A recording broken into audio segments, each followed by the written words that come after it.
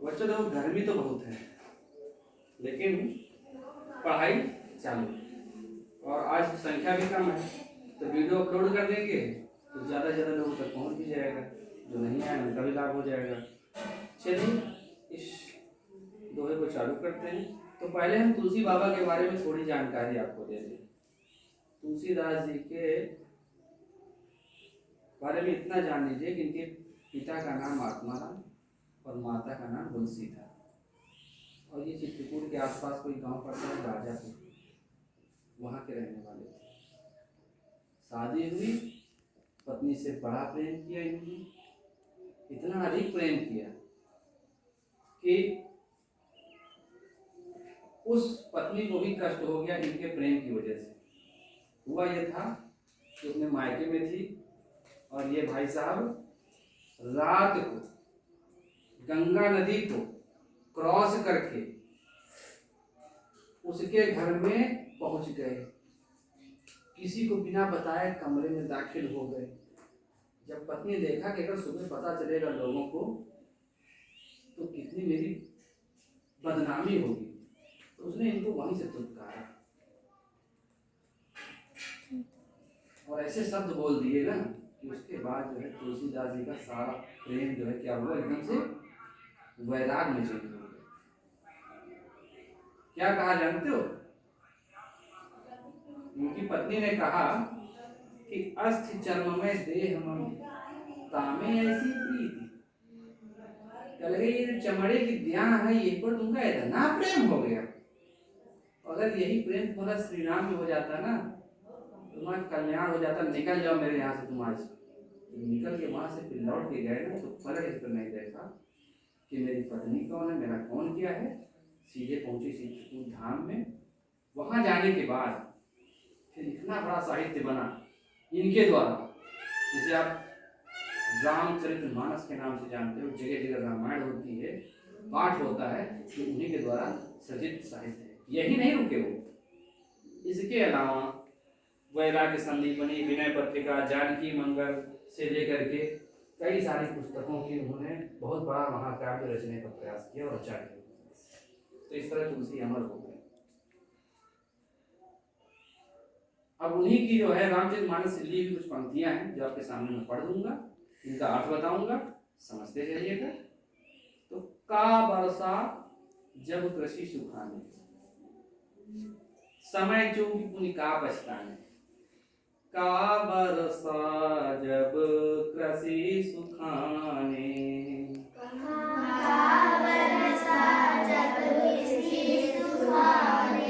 समय चूकी पुनि का पछताने।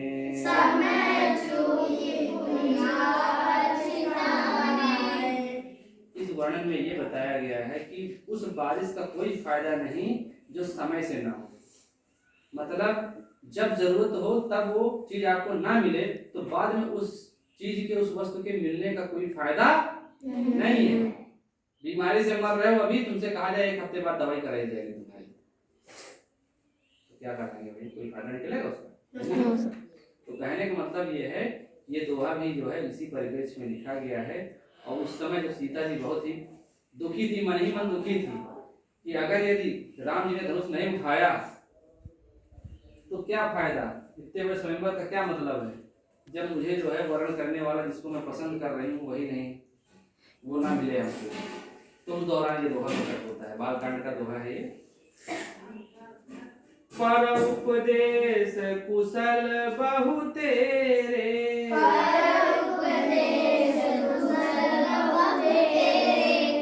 जे आचरणित नर न घनेरे।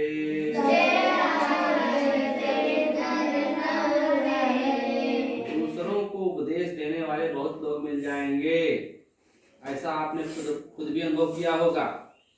आपके आसपास लोग मिल जाते होंगे, आपको खेलते देख करके, कुछ दूसरा कार्य करते देख करके आपको ज्ञान देने वाले कि देखो इधर उधर घूम रहा, बैठे पढ़ नहीं जाएंगे हैं? उनसे पूछो कि आप भी पढ़े होते तो आप भी जो है कुछ कर रहे होते। पढ़ने वाले कुछ हासिल कर लेते हैं, जो नहीं पढ़ते नहीं कर पाते हैं। तो ऐसे ही लोग दूसरों को उपदेश देते हैं, जबकि आपकी उम्र कुछ भी हो। मानते हैं कि पढ़ाई से नौकरी नहीं मिलेगी, लेकिन आप भी अगर पढ़ने लगोगे तो आपका बेटा भी पढ़ने लगेगा, पक्का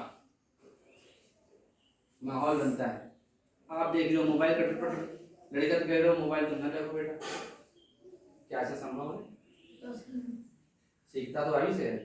आप खा रहे हो पुड़िया और लड़के से क्या कह रहे हो, बच्चा हो पुड़िया खाना कोई गंदी बात होती है, क्या बच्चा तुम्हारी बात मान लेगा? तो गांधी जी का सिद्धांत सबसे अच्छा है। सबसे पहले क्या किया उन्होंने?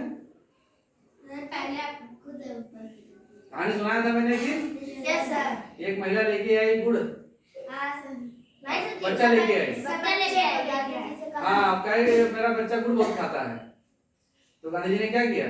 पहले 3 दिन बाद आना। हाँ 3 दिन बाद आना। फिर हो गई, महाराज जी कुछ बताइए, गांधी जी कुछ बताइए। उन्होंने कहा ठीक है 1 हफ्ते बाद आइएगा। इस तरह उसको 3 बार लौटा था।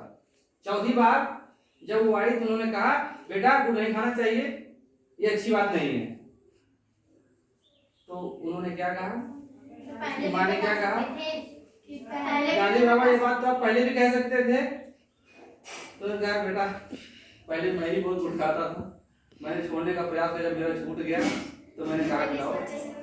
तो वही चीज, पर उपदेश कुशल बहुत तेरे, बहुत से लोग होते हैं बस दूसरों से कहते हैं ये कर लो वो कर लो, लेकिन खुद नहीं करते। बैठे रहेंगे निठल्ले बैठे रहेंगे, खुद नहीं पढ़ेंगे। खुद पढ़िए, बच्चे से कह दो पढ़, मैं पढ़ रहा हूँ तू भी पढ़, तेरा भी कल्याण हो जाएगा, उसका भी कल्याण हो जाएगा। तो ऐसा होता है। नेक्स्ट आज है कादर मन कहूँ एक आधारा,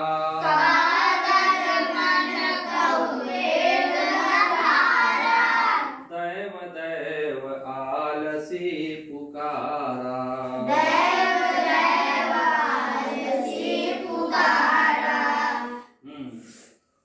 जो कायर होते हैं वो केवल एक ही सहारा लेते हैं, क्या जी, मेरी किस्मत में नहीं तो मुझे कैसे मिल सकता है? दैव चाहे तो यह मिल जाए। दैव दैव आलसी पुकारा, मतलब आलसी क्या कहता है कि किस्मत में नहीं था, हमारे ऊपर देव नहीं खुश हैं, इसलिए मेरे काम नहीं बन रहे हैं।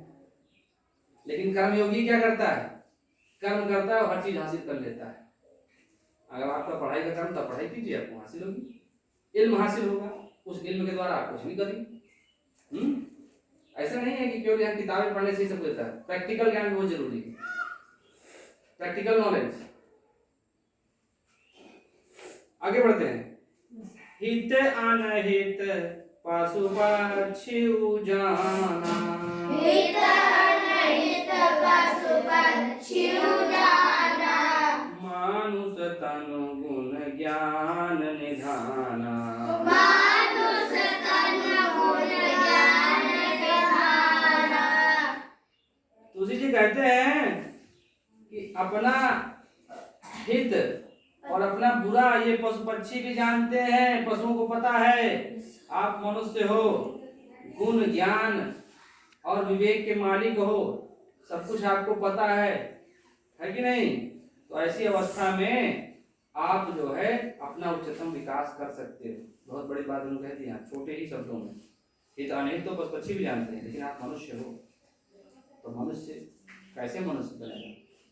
मानवता के गुण उसके अंदर होने चाहिए, भाईचारा, सौहार्द, प्रेम, एक दूसरे की मदद करना, ये सारी चीजें होती है ना, और समाज को आगे दिशा में ले जाना, ऐसे काम होते हैं। लेकिन आज वर्तमान में तो तुलसी बाबा को मानते हैं, बहुत ज्यादा मानते हैं। किस रूप में? पूजा करने के रूप में, उनके द्वारा सुझाया गया आचरण नहीं करना उनको। ऐसे समाज में बहुत से लोग हो चुके हैं, नारा लगाएंगे जय श्री राम, और काम करेंगे दूसरों को कष्ट देने का। सामने दोहा रखा हुआ है, सुनाता हूँ। जहाँ सुमति तहाँ संपत्ति नाना, जहाँ सुमति तहाँ संपत्ति नाना, जहाँ कुमति तहाँ विपत्ति निधाना, जहाँ कुमति तहाँ विपत्ति निधाना। सुमति का मतलब है जैसे हमारे एक परिवार में कई सारे भाई लोग हैं, असल में अच्छी बन रही है, उनका धंधा हो, व्यापार हो, नौकरी हो, घर में खुशहाली सब कुछ रहेगी। लेकिन अगर वहां किसी के अंदर कुमति आ जाए, छोटा बड़े का सम्मान करना छोड़ दे, चाहे वो पद में हो चाहे उम्र में हो। अगर छोटा बड़े का सम्मान करना छोड़ देगा तो फिर वहां पे कुमति हो गई, और जहाँ कुमति हो गई वहां पे कोई विपत्तियां आएंगी, समस्याएं आएंगी, एक दूसरे के लोग तरह तरह की जो है षड्यंत्र रचेंगे, तो फिर वहां पे विपत्तियां ही विपत्तियां होंगी। तो जहाँ सुमति वहां संपत्ति होती है, और जहाँ कुमति होती है वहां पे पैसा भी नहीं होता है, समस्याएं भी होती हैं, परेशानी भी रहती है। तो ऐसी स्थिति घर में नहीं होनी चाहिए, ऐसा तुलसी बाबा कह रहे हैं। छोटा बड़े को सम्मान करे, सीधी सी बात है, तभी सुमति रह सकती है। आगे क्या है? परहित सरिस धर्म नहीं भाई,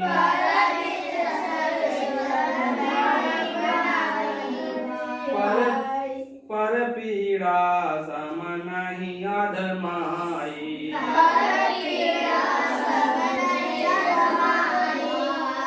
अब देखो ये अंतिम लाइन है तुलसी बाबा की यहाँ पर, इस जो है एंड करने वाली, इसमें तो बहुत बड़ी बात कह दी गई है। इतनी बड़ी बात है जिसको अगर ये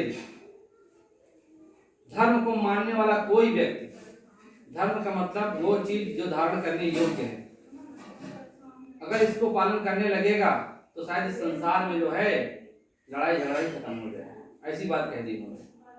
परहित सरिस धर्म नहीं भाई, दूसरे के हित करने से बड़ा कोई धर्म नहीं है। मानव ही है, वो भी सामने वाला, उसका हित ही हमेशा आप सोचिए कि इसका हित हो, अहित न होने पाए। अगर आप ये सोच रहे हो तो इससे बढ़कर कोई धर्म नहीं है। दूसरे जी, पर पीड़ा समय नहीं अधमाई, दूसरे को कष्ट देने से बढ़कर कोई जो है अधर्म का काम नहीं है, ये भी कहा है। लेकिन आज क्या होता है, लगा के लाउड स्पीकर तरह तरह के शब्दों से और एक्टिविटीज से दूसरों को कष्ट देने को ही कहा जाता है कि हम भक्ति भावना कर रहे हैं।